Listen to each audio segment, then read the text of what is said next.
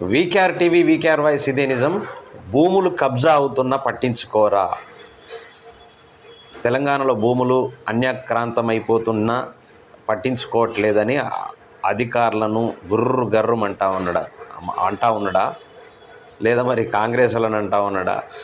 శ్రీధర్ బాబు గారు భూముల కోసం మాట్లాడండి. మరి నిజంగా గుండె మీద చేసుకొని శ్రీధర్ బాబు గారు చెప్పాలి. ఎందుకంటే మరి నిజంగా కాంగ్రెస్ పార్టీలో ఉన్నటువంటి వాళ్ళు కొంతమంది ఈ భూముల్ని కబ్జా పెడతా ఉన్నారా?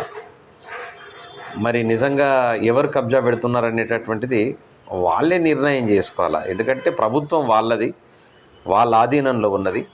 మరి వాళ్ళు నిర్ణయం తీసుకోవాలి. కానీ వాళ్ళు ప్రభుత్వంలో ఉండి భూములు అన్యక్రాంతమవుతున్నాయి, భూములు కబ్జా పెడితే ఊరుకుంటామా? భూములు అక్రమమైనటువంటి భూముల్ని అక్రమంగా దోస్తే మేము ఊరుకుంటామా అని చెప్పేసి ఎవరికి చెప్తున్నాడు? కాంగ్రెస్ వాళ్ళకి చెప్తా ఉన్నాడా? మరి రియల్ ఎస్టేట్ వ్యాపారులకు చెప్తా ఉన్నాడా?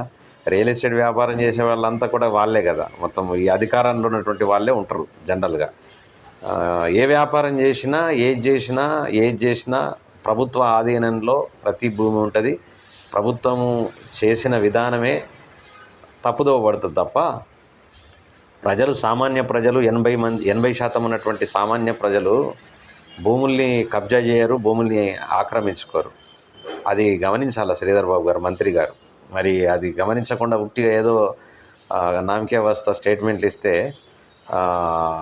అది ప్రజలు గమనిస్తూ ఉంటారు. దయచేసి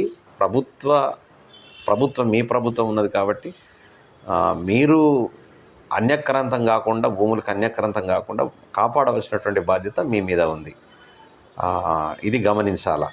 ప్లీజ్ దయచేసి సబ్స్క్రైబ్ చేయండి నా ఛానల్ను. జై